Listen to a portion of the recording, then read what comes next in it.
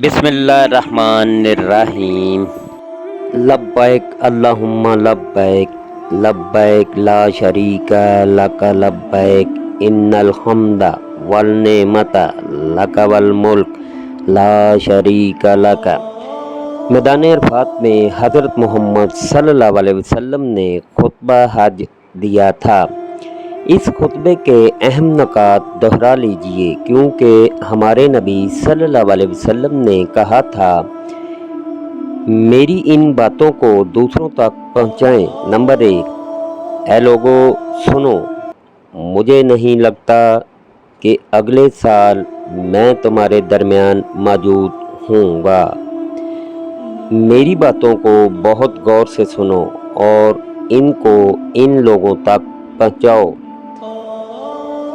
جو یہاں نہیں پہنچ سکے۔ نمبر 2، اے لوگو، جس طرح یہ آج کا دن، یہ مہینہ اور یہ جگہ عزت و حرمت والے ہیں، بالکل اسی طرح دوسرے مسلمانوں کی زندگی عزت اور مال حرمت والے ہیں، تم اس کو چھیڑ نہیں سکتے۔ نمبر 3، لوگوں کے مال اور امانتیں ان کو واپس کرو۔ نمبر 4، کسی کو تنگ نہ کرو، کسی کا نقصان نہ کرو تاکہ تم بھی محفوظ رہو۔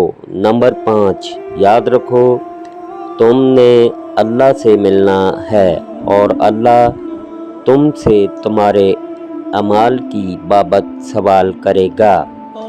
نمبر 6، اللہ نے سود کو ختم کر دیا، اس لیے آج سے سارا سود ختم کر دو، معاف کر دو۔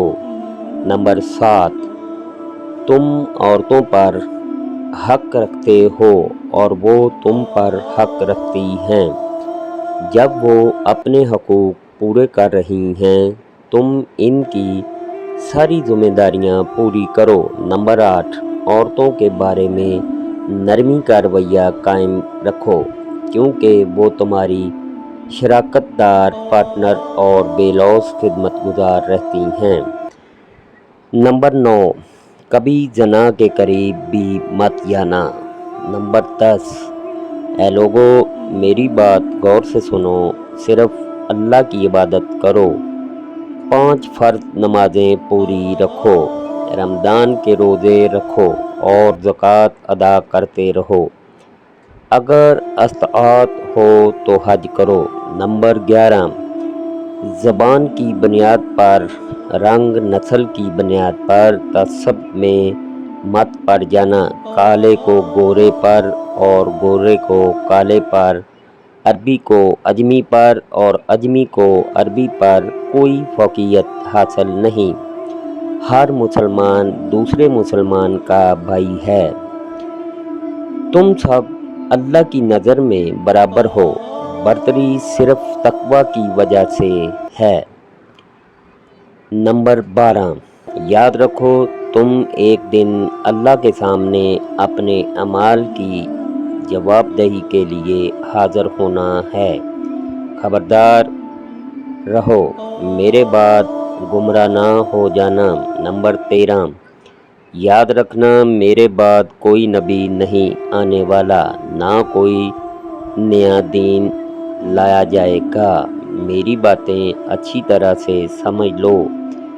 نمبر 14، میں تمہارے لیے 2 چیزیں چھوڑ کے جا رہا ہوں، قرآن اور میرے اہل بیت، اگر تم نے ان کی پیروی کی تو کبھی گمراہ نہیں ہوں گے۔ نمبر 15، سنو تم لوگ جو موجود ہو، اس بات کو اگلے لوگوں تک پہنچانا اور وہ پھر اگلے لوگوں کو پہنچائیں، اور یہ ممکن ہے بعد والے میری بات کو پہلے والوں سے زیادہ بہتر سمجھ اور عمل کر سکیں۔ پھر آسمان کی طرف چہرہ اٹھایا اور کہا، اے اللہ، گواہ رہنا میں نے تیرا پیغام تیرے لوگوں تک پہنچا دیا ہے۔ اللہ پاک ہر مسلمان کو اپنے حفظ و ایمان میں رکھے، آمین ثم آمین یا رب العالمین۔ اللہ حافظ۔